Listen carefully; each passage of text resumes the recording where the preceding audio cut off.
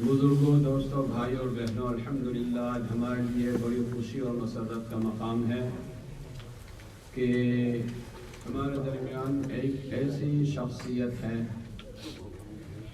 جو اسلامی لحاظ سے عالم بھی ہے اور دنیاوی معاملات کے لحاظ سے اسلامک بینکنگ میں، اسلامک فائنانسنگ میں جنہوں نے پی ایچ ڈی بھی کیا ہے اور جنہوں نے دنیاوی قواعد اور قانون کے اعتبار سے لا بھی کیا ہے، تو آج الحمدللہ ہم ان کو خیر مقدم کہتے ہیں، ویلکم کہتے ہیں ہماری مجلس میں۔ اور ایک بات یہ بھی، جب پہلی ملاقات ان سے ہوئی تو میرے دل پر ایک اثر ہوا کہ اتنے الحمدللہ استعداد لا، پی ایچ ڈی وغیرہ کرنے کے باوجود بھی اپنے ٹیچرز، اساتذہ اور اپنے مرشد کے ساتھ بہت ہی اچھا تعلق اور ایک متواضعانہ تواضع کے ساتھ رہنے والے سادہ سمپل آدمی ہیں۔ ہم دیکھتے ہیں جب کوئی تھوڑا سا سیکھ لیتا ہے تو نظر آسمان پہ ہو جاتی ہے کہ ہاں میں کچھ ڈاکٹر بن چکا ہوں، میں یہ بن چکا ہوں، لیکن الحمدللہ اللہ نے ان سب سے ان کو بچایا ہے اور اللہ تعالی ہمیشہ ان کے لیے راہ مستقیم ہموار کرے۔ میں ان کا اپنی طرف سے، اپنے ایس ایم ای کی طرف سے اور سارے آپ مہمانوں کی طرف سے بھی شکریہ ادا کرتا ہوں کہ انہوں نے ہماری اس دعوت کو قبول کیا اور یہاں پر تشریف لائے۔ میں جامعہ قاسم العلوم کے محتمین مولانا مفتی اعظم صاحب کا بھی شکریہ ادا کرتا ہوں کہ انہوں نے بھی یہ ہماری درخواست کو قبول کیا اور مولانا کا یہاں پروگرام بنایا۔ جیسے میں نے اعلان بھی کیا تھا جمعہ میں اور آج ظہر میں بھی کہ آپ حضرات الحمدللہ یہاں ڈیولپ ملک میں رہتے ہیں، یہاں مسلمانوں کو جس طرح دینی اعتبار سے آگے بڑھنا ہے، اسی طرح دنیاوی اعتبار سے، معیشت کے اعتبار سے بھی پیچھے نہیں رہنا ہے۔ مسلمانوں کو ہر اعتبار سے آگے بڑھنا ہے۔ تو آج مولانا یہاں پر ہے، آپ کو اپنی تجارت، فیکٹریاں، انویسٹمنٹ، اسٹاک مارکیٹ، جس اعتبار سے بھی سوالات کرنے ہوں تو آپ مولانا کو کر سکتے ہیں کہ کس طرح ہم اسلام کے قواعد کی رعایت کرتے ہوئے یہاں بھی خوشحالی اور اچھا ایک تاجر اور اچھا مسلمان مالدار بن کر رہیں۔ اس سے کہ مسلمانوں کو میں نے جیسے کہا تھا کمانے کی کوئی حد لمٹ مقرر نہیں کی ہے شریعت نے، بہت کماؤ، کوئی کمانے کی مقرر نہیں کی ہے۔ صحابہ میں بھی بہت سارے ایسے صحابہ ہیں جتنے کئی سٹورز تھے اور کتنے مال اٹھ کے بھرے ہوئے آتے تھے، اس لیے لمٹ کوئی نہیں ہے۔ البتہ مال میں اللہ کے بتائے ہوئے حقوق ہم ادا کرتے رہیں اور اللہ کا شکر ادا کرتے رہیں، تو یہ مال بھی ہمارے لیے جنت میں جانے کا ذریعہ بن سکتا ہے۔ تو میں اپنی بات کو زیادہ طول نہیں دیتا، میں مولانا ابرار سے کہتا ہوں کہ مولانا کا مختصر سا تعارف بھی کرا دیں۔ جزاکم اللہ۔ السلام علیکم۔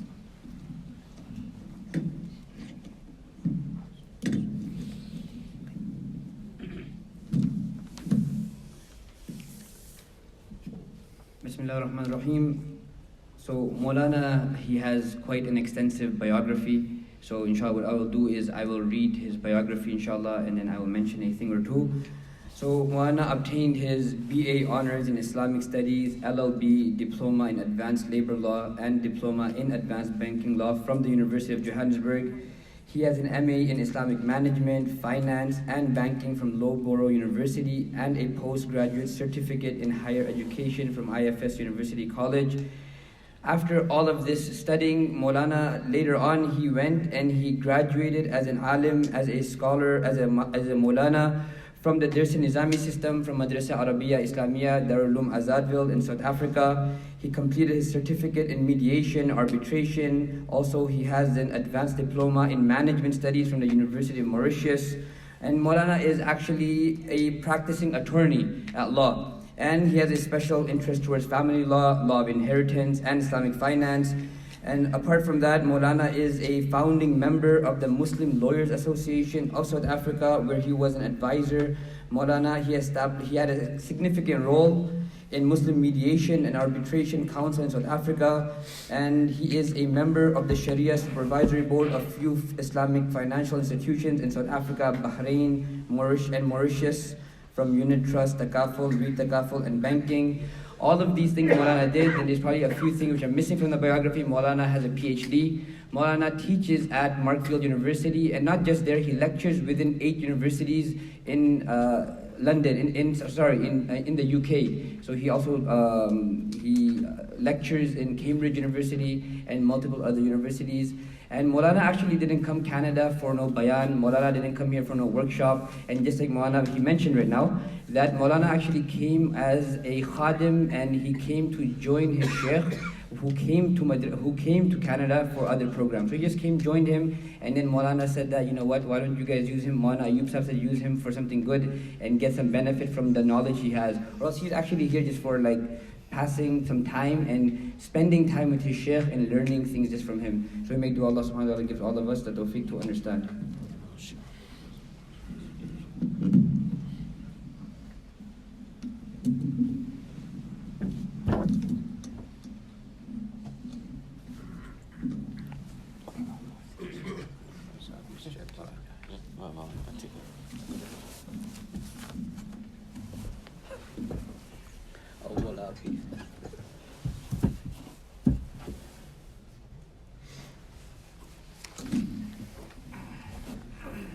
ونصلي على رسول الكريم أما بعد أعوذ بالله من الشيطان الرجيم فمن خاف من موص جنفا أو إثما فأصلح بينهم فلا إثم عليه إن الله غفور رحيم صدق الله العظيم. Respected brothers and sisters, Assalamu alaikum wa rahmatullahi wa barakatuh. I don't deserve all those big praise. Praise is for Allah. I'm nobody. Wallahi, I'm nobody. I'm just a small student following my sheikh. I don't know anything. Whatever we know is from the barakat, our teacher, our sahatiza, our parents who gave du'as to us. This is where we are today. If not, we are nachis, kuch nahi hai. Allah subhanahu wa ta'ala has given me the tawfiq to study Islamic finance. I'm lecturing it worldwide. And when you talk about Islamic finance, it's a huge topic. It's a very huge topic. There are 3 main areas when you talk about Islamic finance, is that it's your banking sector, your insurance sector, and your financial market sector. And this now cascades into various smaller sections. For example, when you talk about banking, we're looking into corporate banking, retail banking, investment banking, wholesale banking. So it goes, and each one got its own regulation, its own products. In the same way, when we look into insurance, for example, you got short-term insurance, long-term insurance, and this come into pension also is part of insurance. It goes on and on and on, and pension is subdivided into defined benefit, defined contribution, defined ambition. Each one is a topic of its own that you can talk hours and hours on that. And then when you go on the financial market, you got the commodities market, you got the capital market, you get the money market, foreign exchange market, the REITs market. It goes on and on and on. So we cannot talk so many things in today's time. I will take a question from you. I'm going to separate my lectures into 2 parts. One is a serious problem that you are facing and you're going to face more in the years to come is your estate. Most of the banks have a specific department that deals with your estate. When you die, they will make you sign a will, and they will charge a commission on that because it's very intricate. And the law of inheritance in Sharia is the most legislated verse, ayat al-Surah al-Nisa, etc. If you look at the entire Quran Sharif, this is the most developed aspect in Islamic law in the Quran Sharif. About 35 verses in the Quran deals with inheritance. Ibn Mas'ud radiallahu ta'ala says the law of inheritance is like the face in the body. If you take it out, you don't recognize a person. This is how sophisticated the law of inheritance is in Sharia. And it's a unique part of the law of inheritance. Before we go to the bank, we give our inheritance. I'm going to talk about Islamic finance, the principles, my second part. I want to guide you a bit as a person who has got some little experience dealing with clients and the problematic areas that our community face. Especially when you enter old age, you worry now your children will find, if you die, what will happen to your wife? Will this one allow your wife to stay with them? It really eats you inside.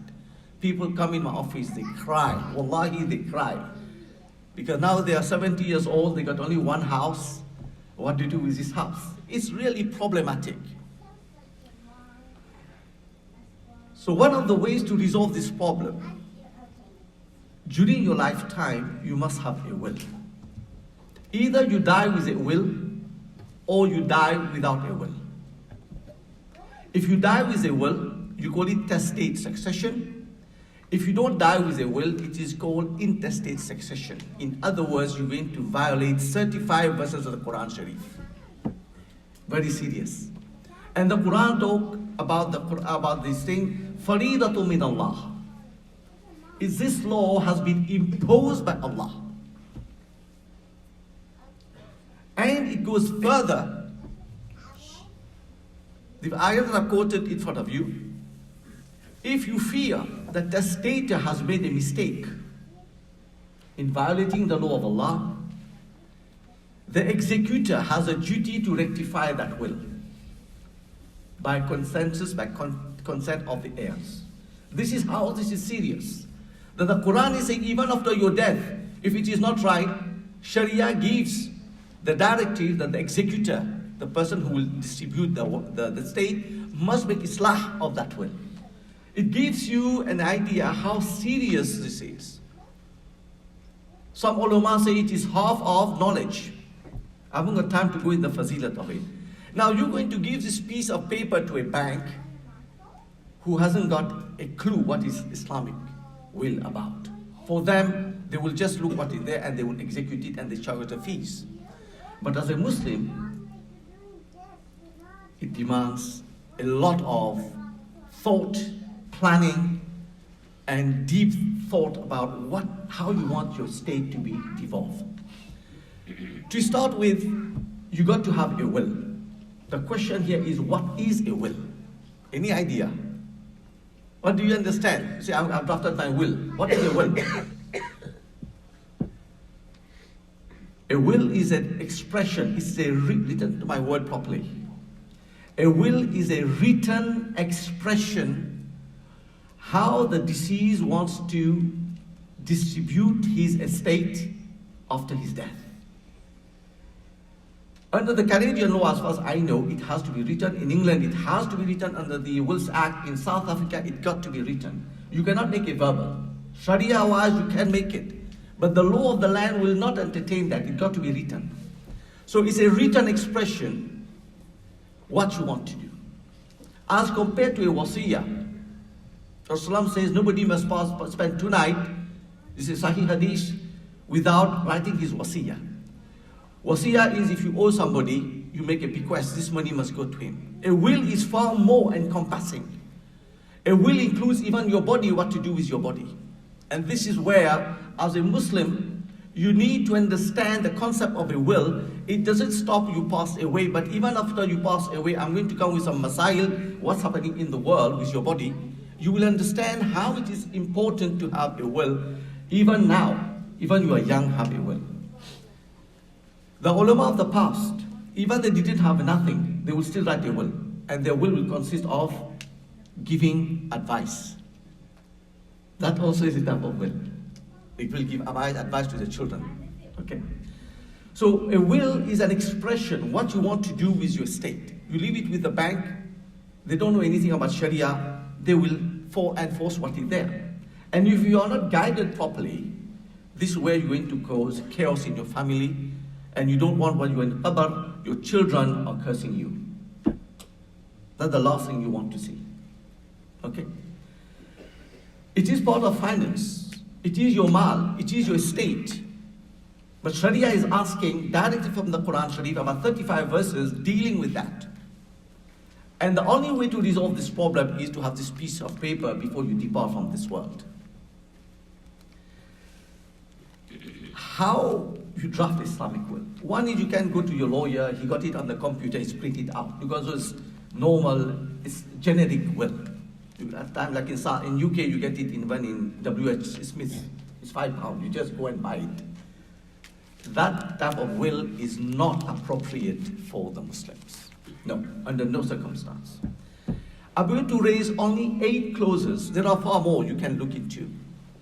There are 8 clauses. The first thing you have to understand is, under the Anglo-Saxon law, countries like South Africa, UK, Canada, I've just checked the law down. I'm not an expert in Canadian law. If I'm wrong, you correct me. There is a concept called freedom of testation. What it means is, whatever is yours, you are free to distribute it to whoever you want. You want to give it to your dog, also give it to your dog, no problem. Provided you do not infringe on the right of somebody else, and it is not against public policy. 2 conditions, right? So this is very, very important. Now, what are the clauses we need to put in a will? Because time is limited, I just want to go through it quite quickly, and then I'm going to talk a bit about Islamic banking. The first thing you need to have in your will, you must identify yourself, who you are, your passport number, who you are. You got to identify yourself. Number 2, you must revoke anything. Maybe when you were young, you drafted a will. Now, old age, you don't remember. You got to revoke everything. I had a case with me in South Africa. A person left 4 wills, and none of it had a date on it. Do you understand the headache matumare with that? Which one do you take? Which wills do you? And it's contradiction there, and there is no date. So you got to identify who you are. You got to revoke all your wills what you had in the past, even you didn't have it, put a revocation clause there. And next thing you have to do there, you have to say what you want to do with your body. That is very, very, very important. I'm going to come to that. Okay? Your burial.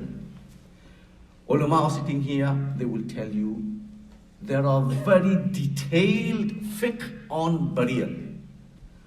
First of all, Rasulullah says 3 things must not be delayed. Your salah, when a girl gets a good proposal, and your janazah. Now, you're not living in the Makkah here where you die, we bury you. There are procedures here. And usually, if there is not a good cause of death, they would like to go for post-mortem.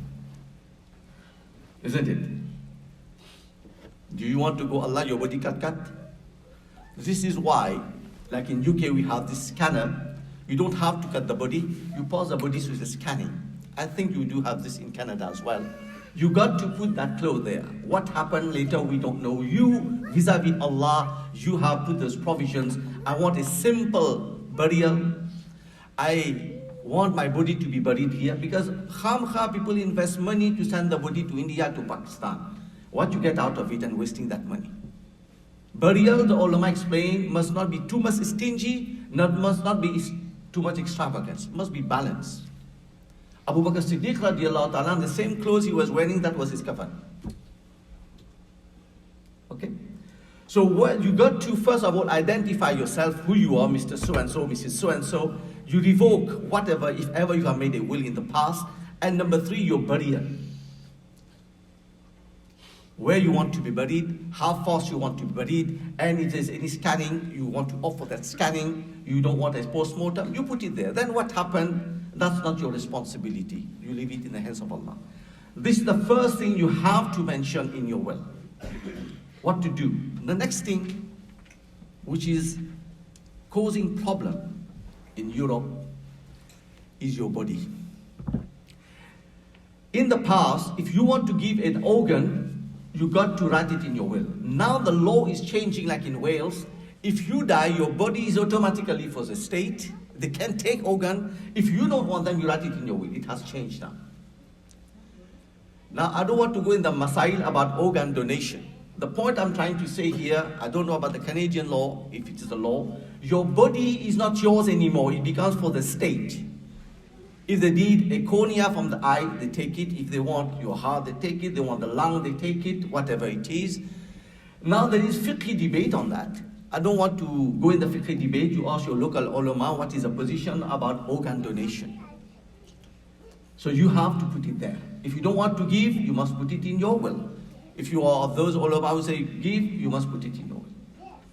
Again, it is between your body. You have a jurisdiction over your body. These are serious issues. These are serious issues. Only at the time of death you realize, oops, we haven't put that section. After you have finished this part, the second part you put in a will is you appoint an executor.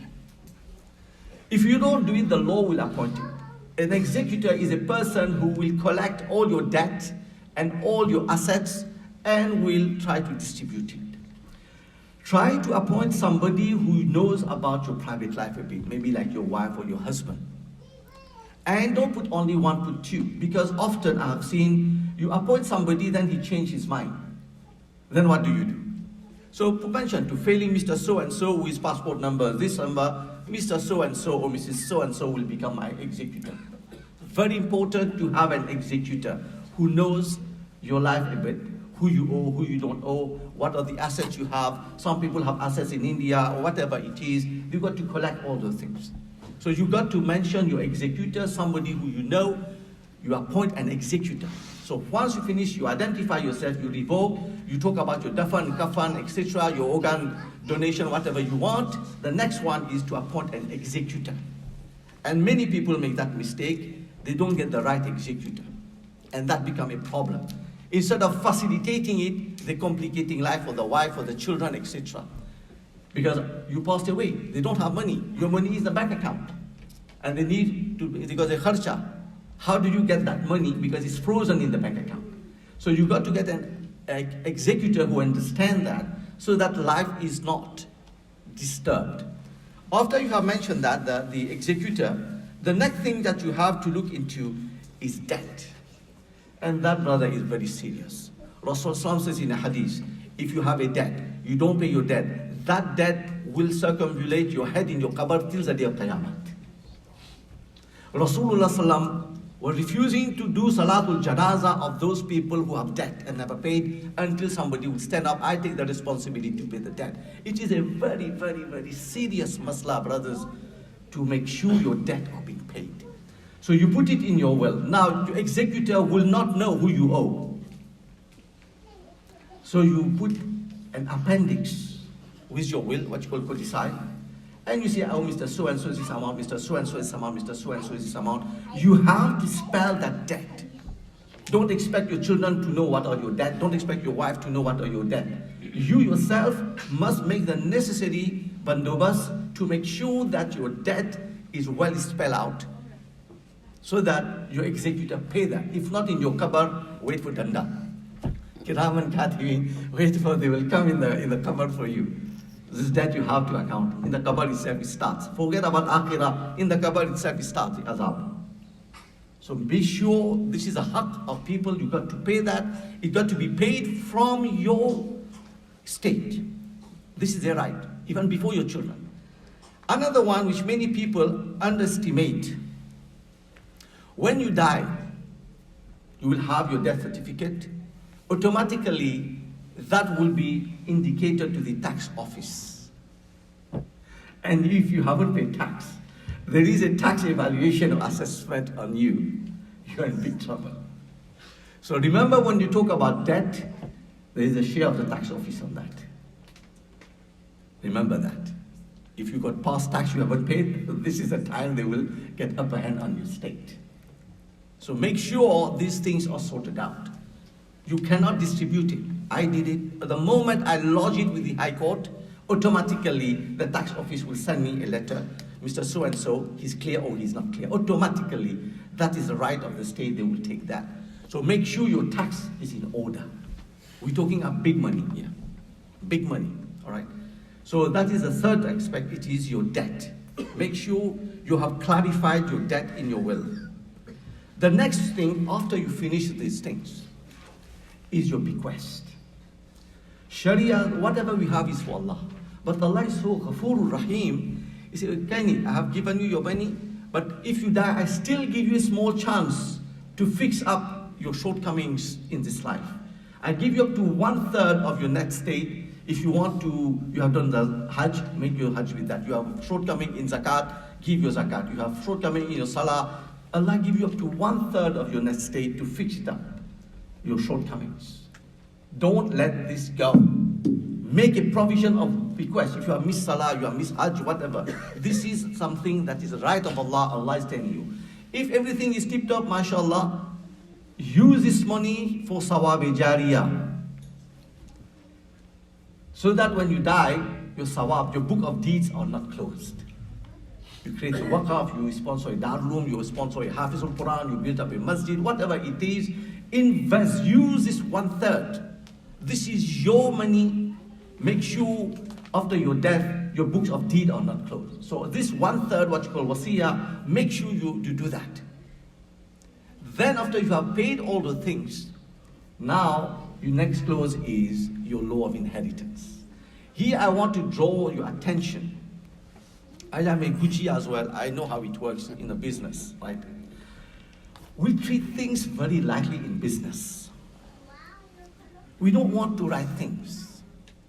Betty, when I die, you take this. Beta, when I die, you take the shop. But you got to differentiate between inheritance and a donation.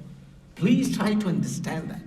A donation you are free to give when you are still alive. You give whatever you want. Once you close your eyes, is the law of Allah that comes in. You got no say whatsoever in there. The Quran is stipulating who gets what. So if you want to give during your lifetime. Go and see your lawyer, do the transfer. Not when I die, you do that. The masla is, if you look at the Mufti and the Kiram, if you do that, the Mufti will tell you it's not a hiba idam, you got to bring it back into the state. You can't do that. According to the Hanafi fiqh, I say, I'm giving you this mobile, you got to take qabza of it. There must be ijab and qabul plus qabza. If not, this donation is not accepted. And we are doing this mistake, especially the business people are keep on doing this mistake. They can't differentiate between a donation and inheritance. These are serious issues. I've seen that many, many times. So make sure you understand inheritance. Inheritance is whatever is left over. Allah subhanahu wa ta'ala told you who will get what. These are the legal heirs. Whereas bequest is not for your legal heirs. These are people who don't need it. They are not your legal heirs. And even non-Muslim can get bequest. You can make bequest for animals. You can make bequest to build up masajid. But you cannot give bequest to your existing heirs. The existing heirs will inherit according to Quran and Sunnah. Their shares are very well stipulated. Now, the problem you're going to have, if you're going to stipulate that my daughter will get half and my son will get whole, automatically the risk is this will be challenged because it infringes the Human Rights Act. A big challenge. Because this is a secular state, you got the Human Rights Act, you got to understand that.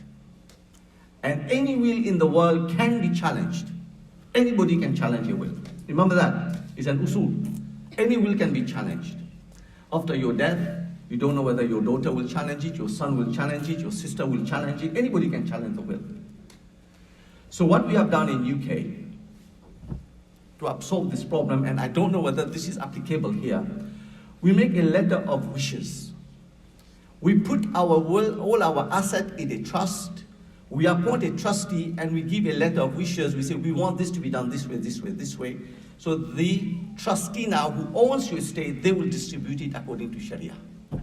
This is one of the ways we have sorted out this problem in UK. Now, how are you going to sort it out in Canada? See your lawyer here. I'm not a Canadian lawyer. I cannot advise you. In South Africa also, we have this freedom of testation. It is a bit less stringent in South Africa. I have drafted a clause that my state will be devolved according to the Hanafi fiqh or Shafi fiqh or whatever, and a certificate will be issued by the Jamiatul Ulama. Now the judge will take that certificate, it will make it nafiz. So in South Africa, we don't have this problem. So a certificate issued by the Jamiatul Ulama, because they will get it, you give it to them, they issue a certificate, that certificate goes to the master of the High Court, khalas. It's not so complicated. Here it might be a complication. I don't say it's a complication, it might be challenge because you are differentiating, you are discriminating in inverted comma, and it might be construed as an unfair discrimination vis-a-vis your daughter. So understand that you got to sort it out with your lawyers, how to draft this part. This is the most difficult part. So there you're going to say, this is how I want it to be. Okay, you can have a letter of wishes, you put it in testamentary trust, or you put it clearly who will get what. The problem is, if you put it clearly, somebody can die before you. Then the whole calculation will change. One of your heirs. So this is why usually you leave it holistically. You want it to be distributed according to Quran and Sunnah, and the certificate will be issued by Mufti so and so, whatever it is, and that certificate becomes nafiz in the court. Okay. Or the other one, you make a testamentary trust, and next what you do is you will appoint a trustee, and you tell the trustee, I want this to be distributed according to Sharia, somebody whom you trust, right? So this is how we do it in South Africa and in UK. I'm giving you the solution. For Canada, I would advise you to see your lawyer and your accountant. After you finish this mirath, another important thing you got to look into, if you got minors, your children are under 18, they cannot take possession of what you have, you got to protect them. Who will be the guardian? Now, from a Sharia point of view, this is codified with the Hanafi fiqh.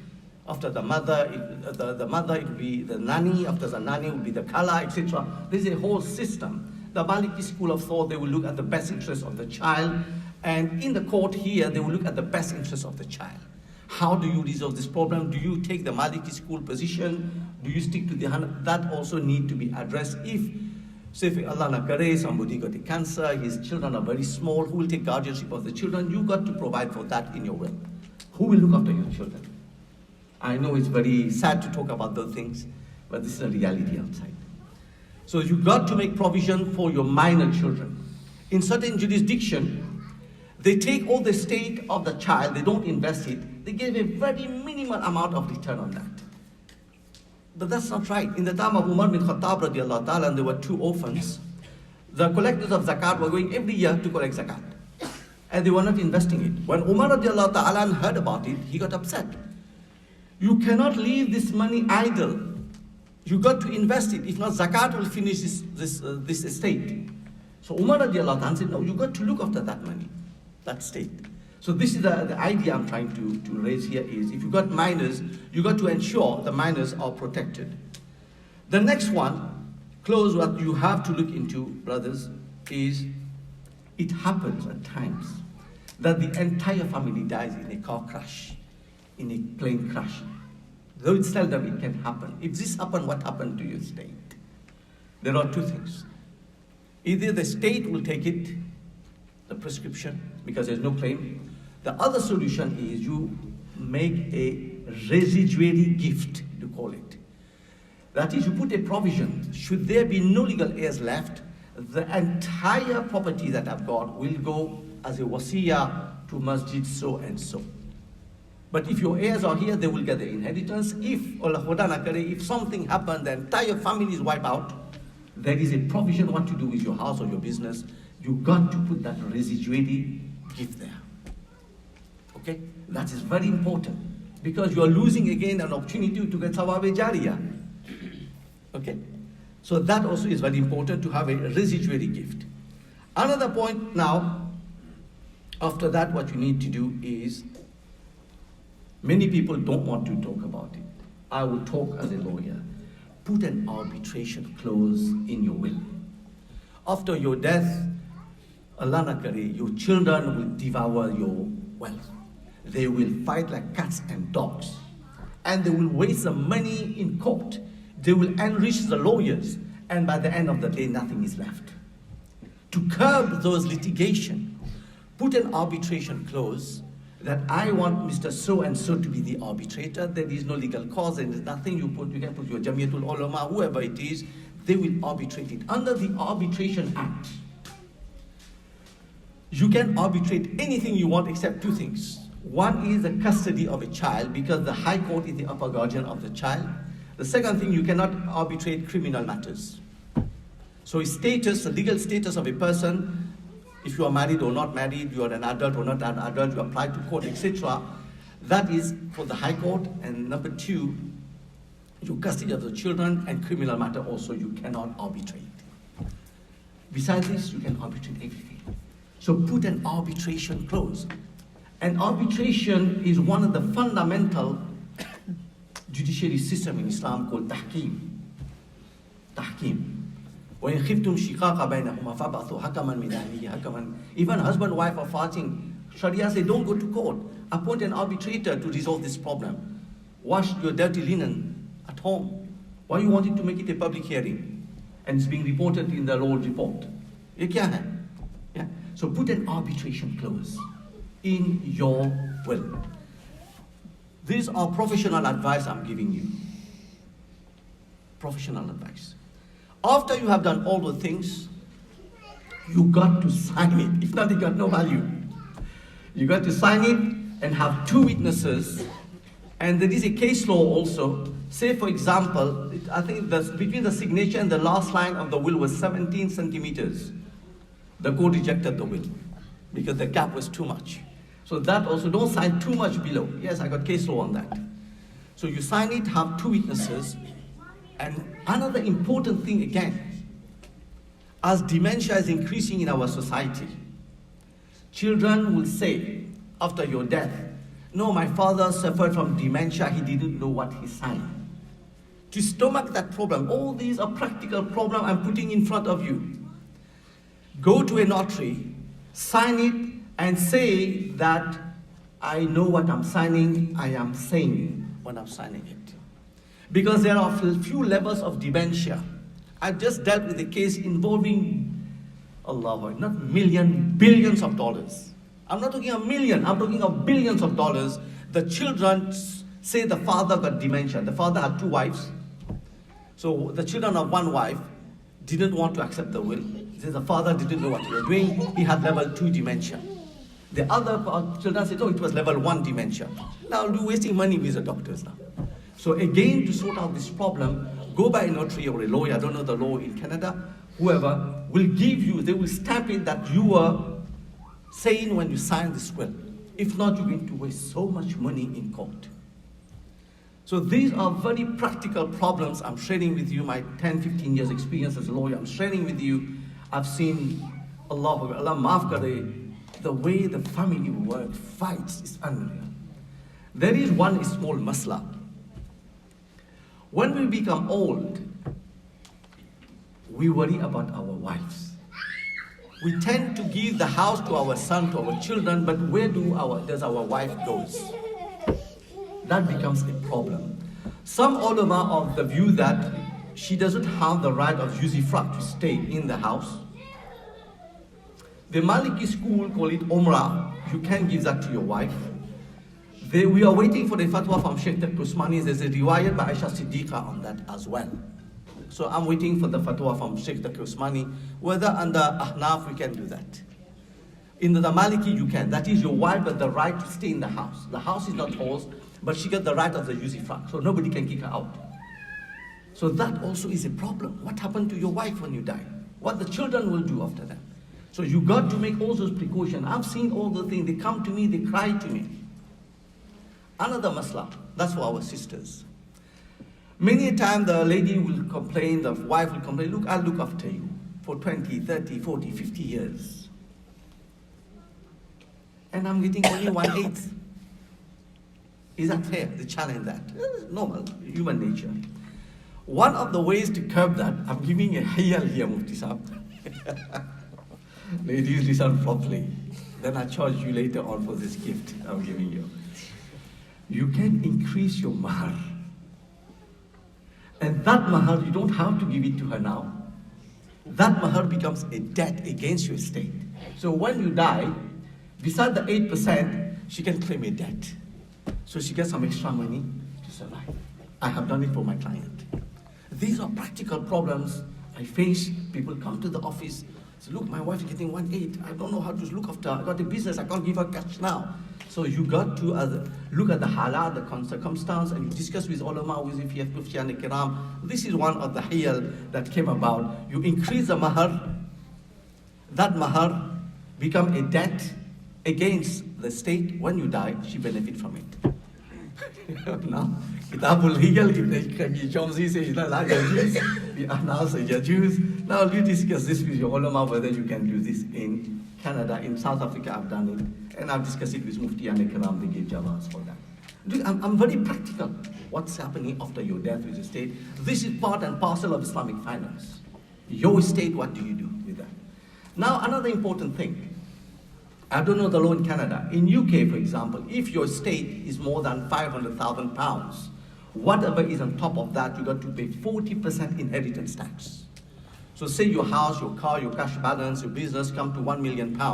So your £500,000 you don't have to pay. The next £500,000, you got to pay £200,000 there, where your wife or your children will get cash to pay. So now you got to plan that. I'm not telling you don't pay tax. I'm not to do tax evasion. That's not what I'm proposing here. That is within the ambit of the law. How do you mitigate that? So there is a lot of solutions given by chartered accountants, like using trusts, etc., etc. That you go to your accountant. I don't know the law of Canada. What are the things you can do and you can't do? In UK, we are doing that. Alhamdulillah, there's nothing illegal there. You have to do tax planning and estate planning. Two things. So you prepare your will. Parallel with that, you got to make your estate planning. For example, if there's a newcomer in the house, a new baby, you got to relook it. If there's a divorce, you got to relook it. If it's a marriage, you got to relook it. There's so many events in your life that will have a direct impact on your estate. The second one is the tax planning. So these are holistically, very briefly about having for the Muslim what they must put in their wills to protect their wealth, their family, and their akhirat. This was the first part of my lecture. The second part of my lecture is about, how many minutes left, Mohammed? Puri Raat. Okay, to make the hajj. Good. Now, many of you have come here with the intention about Islamic finance. Okay. There are two aspects of Islamic finance. One is you need the money, the other one you got excess money. Either you don't have enough money, so you're looking for money to come to buy your house, your car, your business, overdraft, etc. Or you got excess money, you want to invest it. Now, regarding receiving money, okay, you got excess money, you want to invest it. There are rules and regulations for investment in Sharia. One of the problems you're going to have here is those tools for investment in a financial economy, most of those tools are infested with riba, gharar, maisir. These are the haram elements. So ulama kiram, taking into consideration the macroeconomic order of the financial world, not you as an individual, they have come up with certain solutions. One of the main ones you're going to invest is in your shares on stock market, listed company. That is permissible to invest provided there are two aspects to that. One is the core business of the listed company is jaiz, a core business. And number two, there are three criteria that the ulama have laid down. Some say four. One is you take the total amount of haram income of that company, you divide it by the total revenue or income, it must not exceed 5%. Does it mean you are investing in haram? No. If is there anything, you must take this 5% and give it to the poor. Okay? Now there are a lot of debate on that. I don't want to touch it, but that is accepted worldwide. The second criteria, when you look at the balance sheet of that company, I'm talking about listed companies here, is you take the money that they have borrowed on interest, you divide by the total assets. That must not exceed 33%. This is according to FTSE Islamic Index. The next one is if they have given money on interest, divide by the total asset, that also must not exceed 33%. This is a normal criteria ulama have laid down to make it easy to get a class of investment. The second area you can look into is REITs, that is Islamic Real Estate Investment Trust. Of course, in Canada you won't have it, you have to create it, but in the conventional real estate as well, you can have 100% Sharia. I just approved one now in England, Brick Lane Investors Limited. It is for residential property. There is nothing haram there. and you invest in that. So they create a trust, you become a unit holder in the trust, and that money goes in buying residential property. So that also is another area you can look into REITs. The same filtering criteria for shares, the same one applies here. For example, if they're investing in a shopping mall, you can have a supermarket that sells some element of haram. You've got to purify that. Another area you can look into, again, maybe in Canada you don't have it, but it's not far-fetched, we can look into that, is you develop Islamic bonds, sukuk, they call it. There's a huge demand for that, huge demand worldwide. Right now, we're looking at a figure of $198 billion. This is how big the market has come. For those who want to know more, you go on the website of International Islamic Financial Market. They got the sukuk report every year. For those who want to read, which country you can invest, which country you can't invest, and those sukuk, this is another area you can invest. Which website? IFM, International Islamic Financial Markets, is based in Bahrain. Every year they issue their report. It's a thorough report they make, very nice on sukuk. And there are various structures. For example, Dubai may issue sukuk to build a new airport. It's halal to invest in that, right? Another person, a company, want to issue a sukuk to build a hospital. They want to build a bridge. All these are halal. You can invest in that, okay? So it's like a bond, but the Islamic version, and you taking a risk there. So in the project, you're investing in the project. So whatever is generated from the project, for example, a government issue a sukuk, and for example, Nigeria did that now recently, about 2 years ago, and return is 16%. I've been to Nigeria, I saw it, to build the road, toll road. So you give the money, they build the toll road, and when people pay, that is your return on investment. All right? So there will always be a return on investment on your sukuk. So this is a version of Islamic bond, which is very, very well known in the world. Another area you can look at is, which ulama are still discussing, is money market, foreign exchange market. There is a small problem that the ulama are trying to sort out, is your forex. Usually it comes unit of $100,000. I'm talking not exchanging money, I'm talking forex. We're talking a big amount of investment here.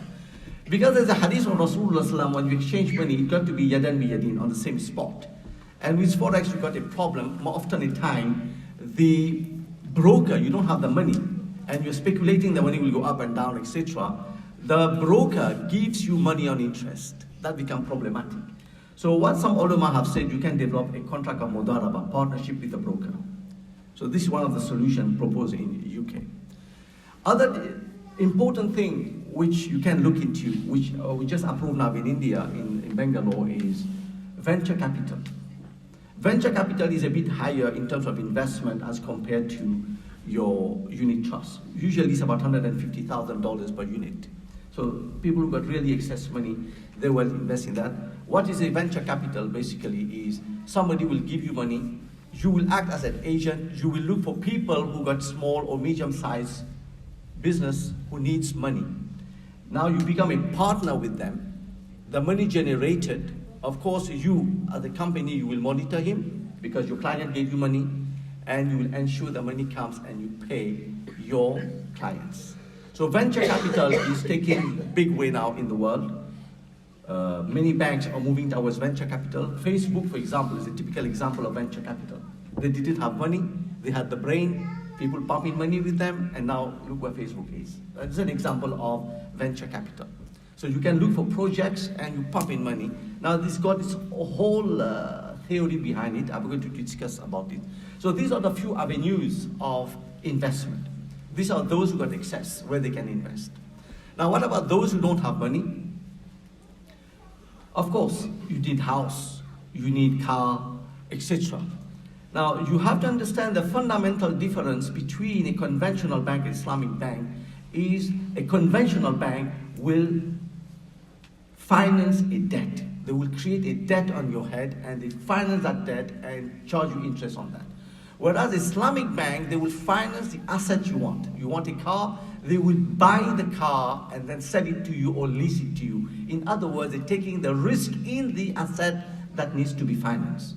So the bank is taking a risk here.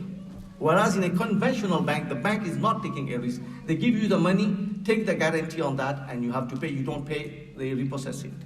Whereas Islamic bank, the bank will buy it first. They must take the risk. If not, it's not Sharia compliant. Then they will sell it to you or lease it to you. Right? So this is how it works in an Islamic bank. So you've got to differentiate between riba and profit. On the face of it, many people get confused. They say, but the same thing, same figure. You're just playing with the term here. No. Contractually, it is fundamentally different. When Allah subhanahu wa ta'ala is in the Quran, وَحَلَّ اللَّهُ الْبَيْعَ وَحَرَّمَ الرِّبَى. Why Allah say that? Because riba is money for money. Bay'a, a transaction, is money for an asset. And when you're going to buy the asset, to entitle you to make a profit on it, there are 3 economic transactions that took place.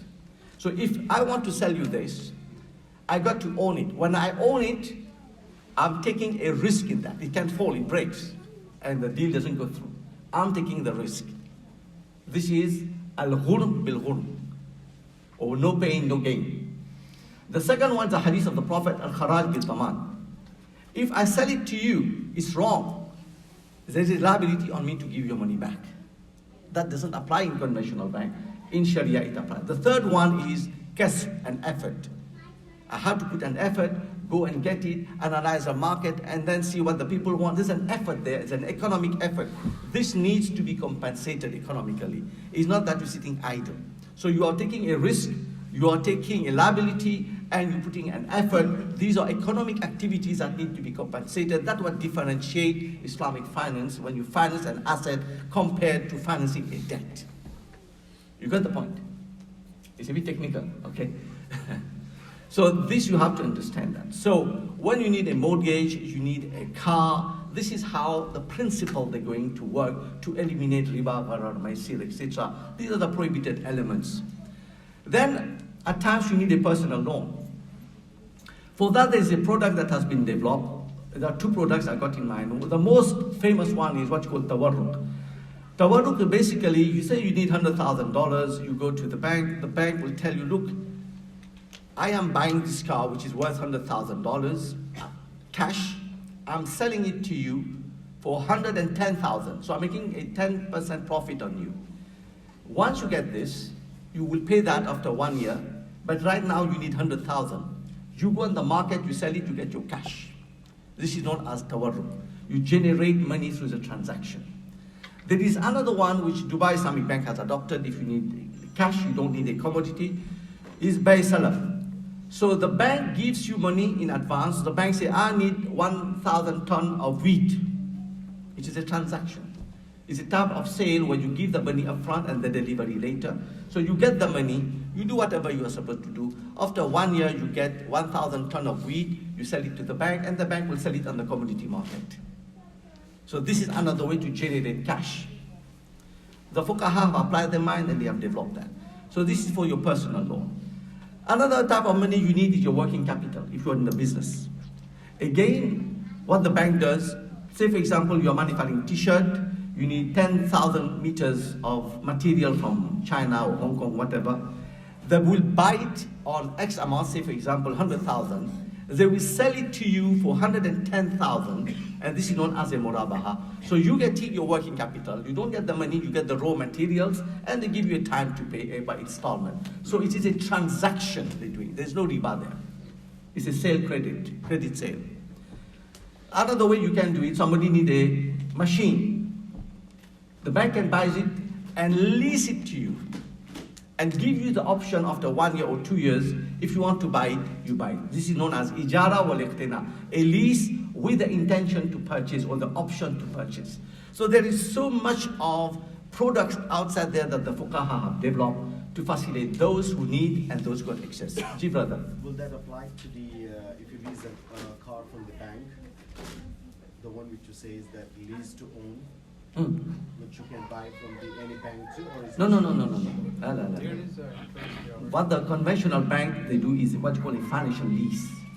A financial lease got to be differentiated with an operating lease. Operating lease is jaiz because operating lease the lessor take the risk. Remember al-kharaj bil-daman, al-ghurm bil-ghurm, I give you those principles. The bank must take that risk. Whereas in a financial lease, they put it in your balance sheet. You take the risk. That's not jaiz. Mufti Taqi Sahab has debated that in his book, An Introduction to Islamic Finance. because those conditions to make profit is not there. The bank is not taking any risk. You as a lessee is taking the risk, whereas Shar'an, the lessor must take the risk, including even the insurance on the car. Ulama say the bank must pay that insurance. Yes. So what they are doing in South Africa, for example, FNB Bank, in the price, they put the insurance. So this got nothing to do with the client. So they peg it in the price to avoid the client going through that. So there are various ways they have done it, alhamdulillah. So this is about those who need money and those who got excess money. How do you invest your money and how do you get money from the market? You don't necessarily go through a banking system. You can use a credit union, for example. You can develop a cash waqf. This is one of the things I'm trying to develop in UK, cash waqf, where the community itself is stand on their own feet. There will be people who got excess money. There are people who don't have money. And the cash waqf is for the society to build upon that. Now there are a lot of rules on waqf. I don't want to go into details. So there are various mechanisms we can use to mitigate the haram elements in our transactions. The main thing you have to understand what differentiates riba and profit. I have explained to you there are liability, risk, and effort. You got to have the three elements in the transaction. This is the difference that the Quran says, وَحَلَّ اللَّهُ الْبَيْعَ وَحَرَّمَ الرِّبَى. This is explained by Ibn Arabi, rahimahullah. So this is very briefly about Islamic finance. Where do you invest? How do you raise money? I'll take your question, my brother. A last part in Islamic banking, finance is insurance. The ulama, majority of ulama, there are some exceptions, but the majority of ulama say insurance is not permissible. Because the policy that you sign, there are three prohibited elements in there. One is you are paying your premium, but you're getting more than your premium. This is riba. The second one is when the risk materializes, you don't know when it's going to materialize. This is a high level of uncertainty. And if ever it materializes, what will be the quantum of damages? Again, we don't know. For how long do you have to pay? We don't know. So the level of uncertainty, what you call gharar in Arabic, is very high. And Rasulullah had said, don't enter in transactions is a high level of uncertainty. The third thing that the ulama say, which you have in an insurance contract, is gambling, and an element of gambling. The insurance company use what you call standard deviation, or what you call the Z distribution. For those who study statistics will know. So they will give you a limit within which, if the risk falls in that limit, we will cover you. If it is outside this, it will not. So basically they're gambling on you. So there's this element of gambling there. So riba, gharar, maisir will occur in a bilateral contract. Understand that? Because it's exploitative. Riba, gharar, maisir can only happen in a bilateral contract. So the way to eliminate that, you move from a bilateral contract towards a unilateral contract, what you call aqdut tabarru. So instead of paying a premium, we all decide to put our money in a pot. We give the money to the pot. We're giving. With the intention, we're going to joint guarantee each other. That's what you call it takaful, from the word kafala in Arabic. You know, when you go for Hajj, you go to work Saudi, you need a kafil, isn't it, to send you back. Somebody who has taken your guarantee. So this is where you put your money together, we joint guarantee each other. All right? So you have shifted from a bilateral contract towards a unilateral contract, and therefore you have eliminated the riba, gharar, maisir. This is a very short version of it I'm talking. I'm specialized in takaful. I can talk at least 100 hours on takaful. This is how deep it is. There is an underwriting principle, there is a regulation of it, there is a solvency too about the capital adequacy ratio, there is a governance aspect, there's so many things involved there. I am just talking about the fiqh aspect, how can we have Islamic version of it. You can have, and I don't know in Canada if you got the mutual insurance. If you got a mutual insurance act, very easy to do a takaful here. I've been to France, we set up one company there, and the Mutual Insurance Act is exactly what the fuqaha are saying, no problem whatsoever. The people who give this donation, they own that pool. They own the pool. Okay, so it was fantastic. It fits like a glove. There was no problem in setting up a takaful company in France because the law accommodated. It's a mutual insurance. Any insurance company does here in Canada? I don't know. I'm not sure. It's my first visit here. What are we gonna do? Now here, for the car registration, you need insurance. Yes. And it's not the bilateral, as you said. Yes. Right? It's a bilateral, it's not the unilateral. There is, somebody came with the same question. For me, it's a very, the way I look at it, what's happening in the world.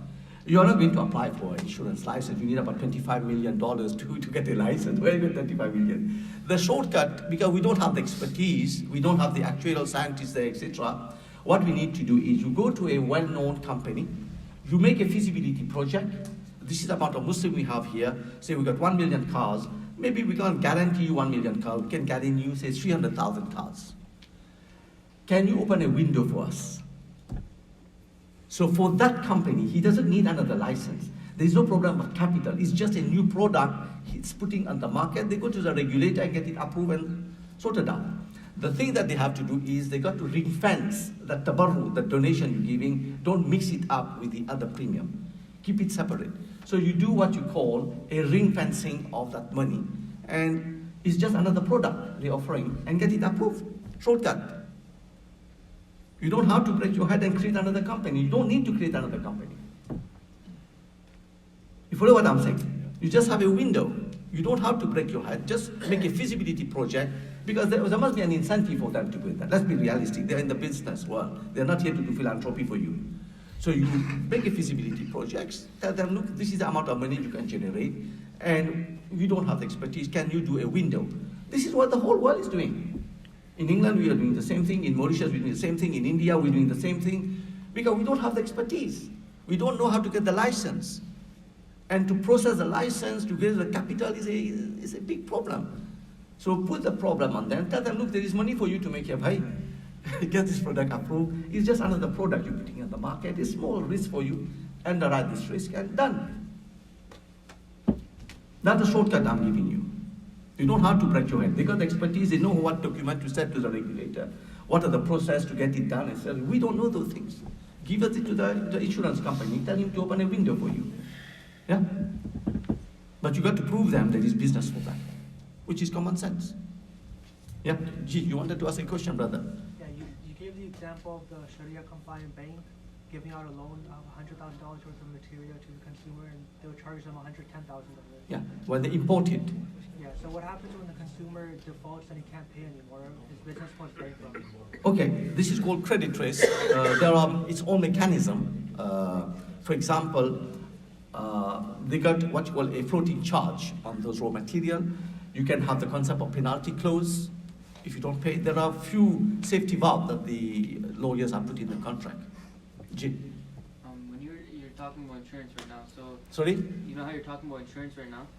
So there's an aspect of taking insurance, and then there's a person who gives insurance. Yeah. So the person who gives insurance, what's the ruling on that? If someone studied insurance for a couple of years and now he's going into that field? Or as a career. You mean you want to make a career in the career. insurance? Not my career, but like as a Yeah. person, like some people who are Muslims and they've been in that path, they're in insurance. I mean, it's not a right path to go. It's just like, avoid all unless there is, what the ulama have said, the focus is there is no employment at all. This is the only one you got.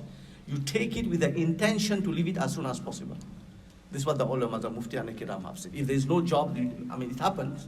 So they have given, it's clear cut, many muftis have given this fatwa. Out of necessity, you take the job with the intention to leave as soon as possible. Yeah?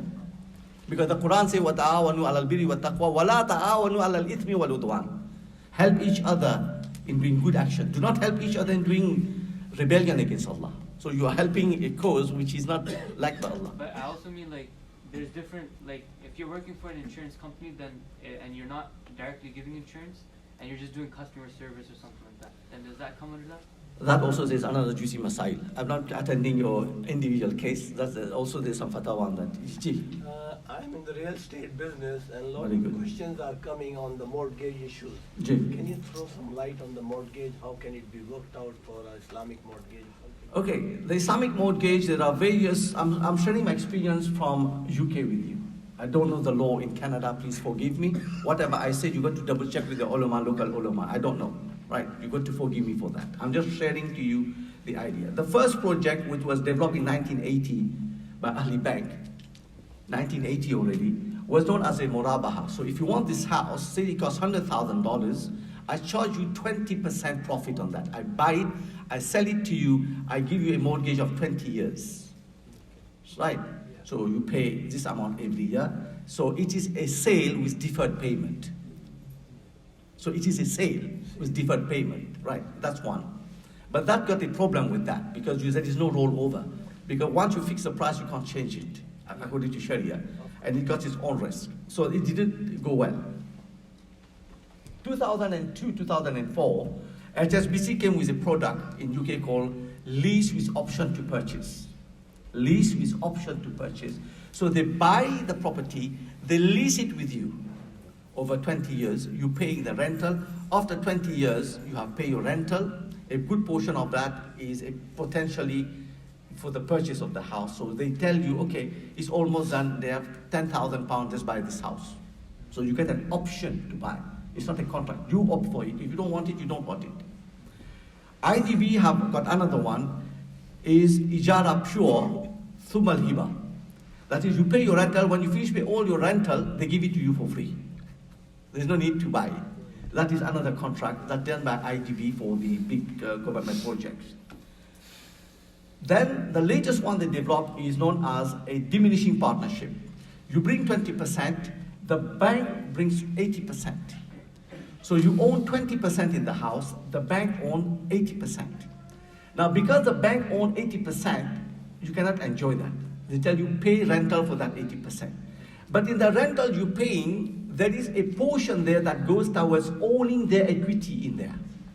So this is what you call it diminishing partnership. So after 20 years, you have been buying the portion. So say for example, it is $300 you're paying, $200 is a rental, the $100 we are building your ownership to buy over the bank's share in that.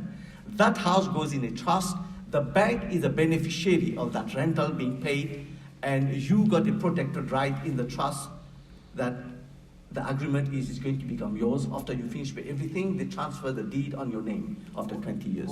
Who decides the rent? The bank.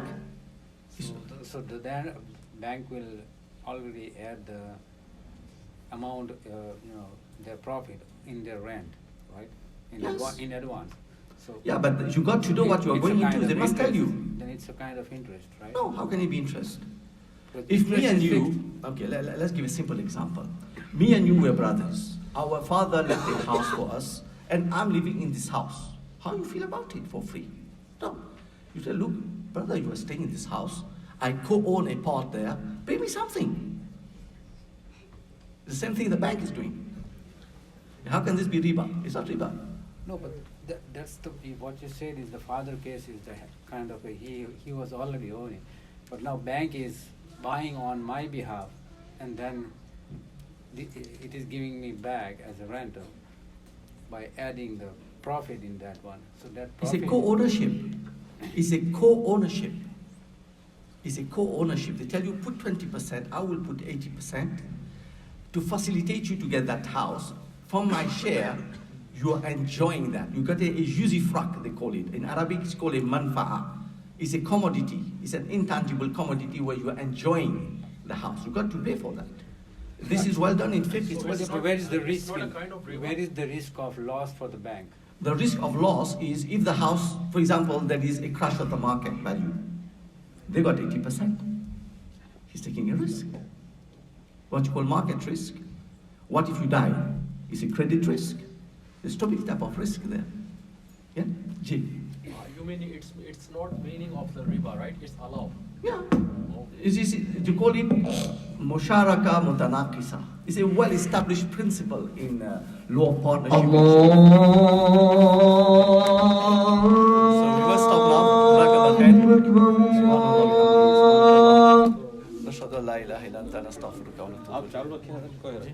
So I hope I have not flooded your brain with ideas, and I know there are hundreds of questions there, but I hope you understand. For me, the main part of my lecture today was the wills, because I don't want family to break apart because of $100,000. Take your precaution. That was my main lecture.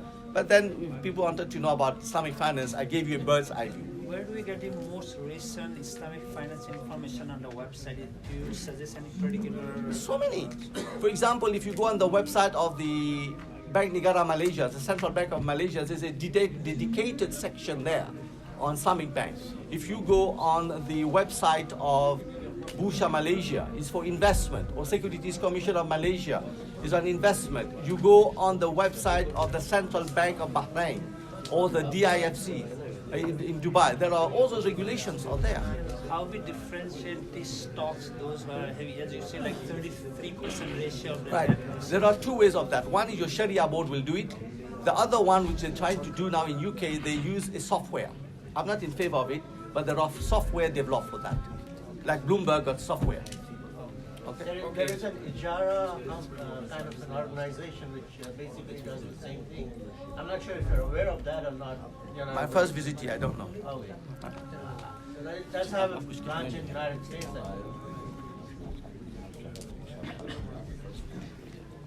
Whatever, I'm at your disposal.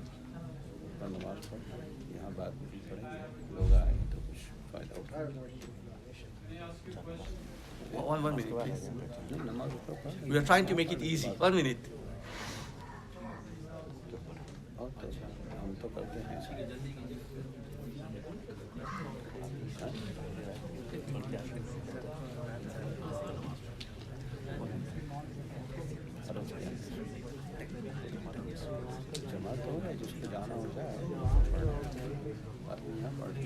One minute. We are trying to find a solution. I can see there are about 50 questions in the line now.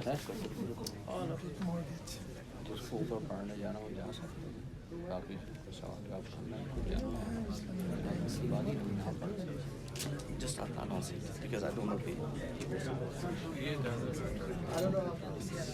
Brothers, whoever wants to go to pray Salat, whoever wants to go to Salat upstairs, main area, they can go now, 10:50 is Salat time. And whoever wants to question answer here, we can pray later, inshallah, here. Then read the mass later. Yeah. Okay. So those who want to go, please go.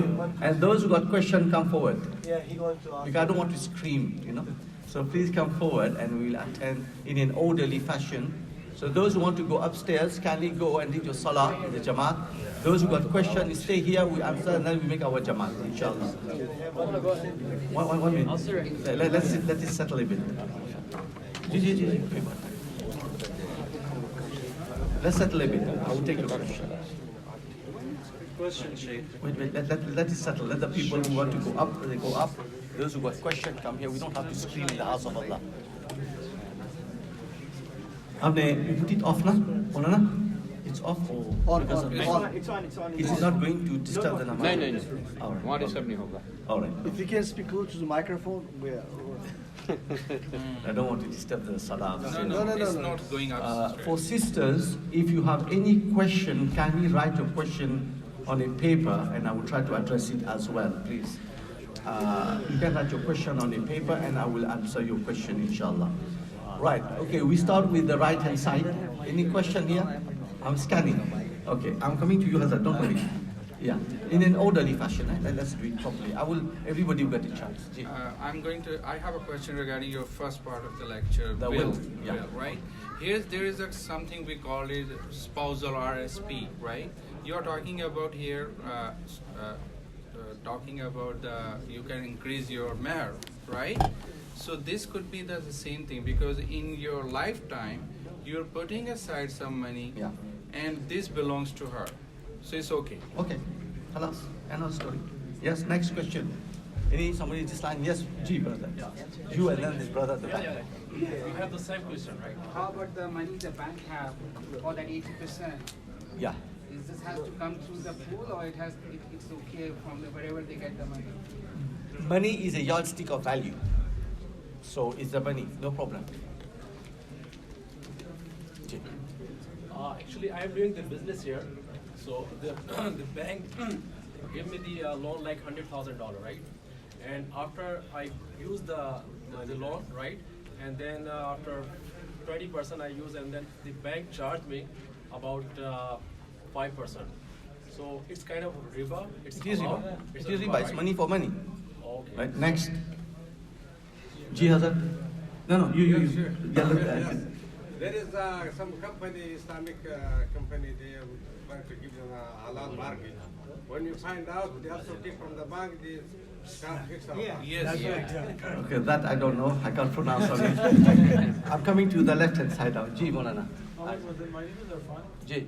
So I want to ask you one question, like according to your all the conversation, you can buy a house here, but I'm just trying to tell like my best hobby to meet the ulama everywhere in Saudi, in Pakistan, and everywhere. So most of the ulama and muftiyan they say is haram. What is haram? But the house on the mortgage is haram. There is no condition. The conventional one, you mean? Yeah, no, like they told us. So don't you think you are like, as you telling, so most of the people are confused. Like if some mufti says it's halal, some says it's haram. So where I think, should we go? let me explain myself. Conventional mortgage, they are financing a debt, that is haram. Islamic mortgage, they are financing an asset, it is a bay'ah, it is a sale, it is a lease, that's halal. Okay? It's an asset they were working on, not on money for money. They got to involve an asset in that, right? Next, Jihazan. Maybe you should throw some light on refinancing. That is a bit problematic because if you want to do a refinancing, if you need it, because unnecessarily taking debt on you is not recommended in Sharia. If you need a house, you bought a house, but now why you want to unnecessarily taking debt on you? Ulama don't encourage that. Yeah, if it's a business, that's something else. But unnecessarily, you take a mortgage, you put it back again to raise more money to buy another mortgage. Ulama don't like to encourage that. G, next. Yeah, G. Yeah, brother, short selling in stocks. No, Mufti Taqi has given fatwa on that. Next. Hazrat, you? Yeah, 4 children, 3 children, they are overseas, and one youngest child lives with the parents. Father passed away, lives with the mother in a big house. So the inheritance needs to be, the will needs to be made according to Islam, right? Even for those 3 kids who are living outside. The question, the youngest child makes investment or builds or renovates the house, makes it bigger. What is the hukum for this? Do they have permission to do it? Because that's not their house. Okay, so the thing is there they think that the youngest one, always who stays with the child with the parents, usually inherits. I mean, I know this is not Islamic, but this is back home. What is the hukum? How can you, this will fall under law of unjustified enrichment. How can I add value to something which is not mine? It falls under law of unjustified enrichment, but we can discuss it a bit more in detail later. Jay. You talked about pensions briefly. Can you elaborate on that, please? Pensions, company pensions? Yeah, now I don't know the system you got here. In UK, there are 2 types of pension. One is, you got what's called a defined benefit. Defined benefit is you contribute, your employer contribute, and then they fix the amount you're going to get, maybe 2/3 of your last year of employment. In UK, I don't know the fatwa here, in UK, majority of ulama say it's not permissible. No, because you are getting a fixed amount already, it's fixed, it's like riba. The second one is defined contribution. You know how much you're contributing, you don't know how much you're getting, you are taking the risk. They will invest the money in the stock market or whatever. That is permissible, but you are carrying the risk. And there's an element of zakat there as well. The third one that we have in UK is known as defined ambition, where you take your pension, they contribute everything, your employer take the responsibility to give you a minimum amount of money, the rest you carry the risk, so they split the risk.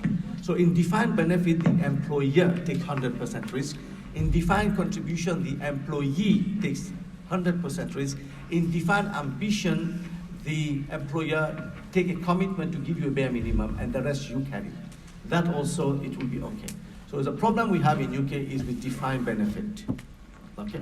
Now there are so many fatwa online, you can look at that. Okay, next. Allahu Akbar, Allahu Akbar, Allahu Akbar, Allahu Akbar. Ashhadu an la ilaha illallah, ashhadu an la ilaha illallah.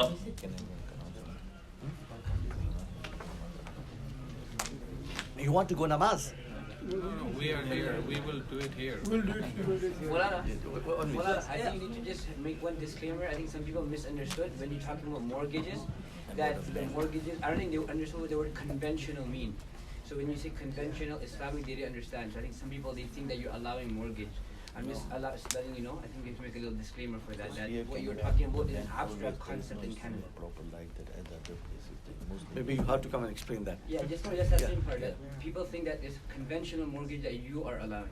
That you didn't say No, that. I'm not allowing conventional The mortgage. that you get in a bank here, you're not allowing. Yeah, that you can't. Yeah. I'm talking the Islamic one. That I'm word, talking. they didn't understand what that means. What is the convention? Conventional bank is your normal bank that you have on the high street. Yeah. So the mortgage they're offering you is not permissible because it's riba. This is what I mean. In UK we call it conventional bank. Same thing here. Yeah. Some people misunderstand. Yeah. There is one Yeah, let question me take from- this question from this brother. You Yeah. know, I'll extend, the question which the other guy asked, about like the few companies they are, so giving you mortgage and actually they're saying you are not paying the interest on it. We are taking responsibility on it, and they give you the money and they use it. But at the back end, actually, is the banks involved. And the other few ulama says, if you're living in one house, right? And if it is for your own sake, like for your own family's sake, taking one house is halal. So what do you think about that? Or what do you say about it? Yeah, there's something is going on in this, here as well. Look, there is some fatwa there. For example, the European Fiqh Council, like Yusuf Qaradawi and so on, they have they say they have given jawaz for that. Because you are settling in this country, you need certain level of stability. And because of the rule of need and necessity, they have allowed it. So whatever you need to the extent you need, that's it. For example, the Quran says, if your life is in danger, there is only alcohol, you take a little alcohol to sustain your life. Yeah. So al-darura to bi qadri zarura. What is necessary, you keep it to that level. You don't now drink the whole bottle. So if you need 2-bedroom, don't go and buy a 10-bedroom. Yeah? So out of the rule of necessity, some ulama have given this. The other ulama still maintain no, right? Some ulama has gone to the extent also say you just rent the rest of your life. That also there are some tashaddud in that. But what do you say? Like I was talking about the other ulama, do you think? I don't give fatwa for Canada. I think you must go to your local market. The reason for that, I don't know my hall here. It's my first visit. I'm afraid I misguide you because maybe it's like, for example, now this mistake I made. When you talk about conventional bank, in here it's understood differently. So it's a typical example. So I think you must go to your local ulama and they will guide you. And if they want to communicate, the sisters are asking a question. Let me see what the sisters are saying. If someone buys a house with riba and sells the house, is the money from the house halal? It's an interesting question. If the money is haram, is the whole amount haram or just a portion haram? I think that's a very interesting question. Remember, there are two transactions here. When you're buying the house, it becomes your property. For example, if you steal a knife, the ulama have given that example. Mufti Sahib, I need your help here.